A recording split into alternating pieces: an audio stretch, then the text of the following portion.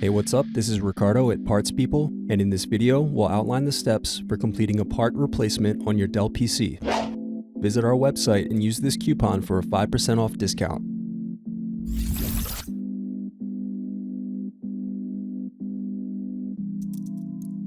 Use thin object to peel off screw covers. Now unscrew and remove base cover.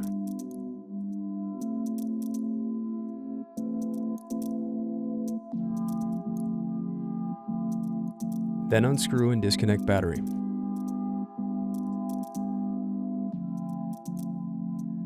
Then disconnect and remove speakers.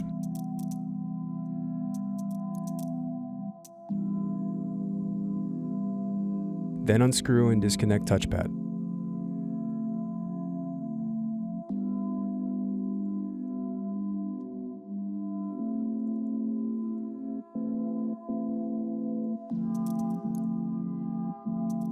Thanks for watching. Don't forget to like and subscribe if you enjoyed this video. And if you need more, check out this playlist to watch other tutorials for your laptop. You can also click here to find parts for your laptop at partspeople.com.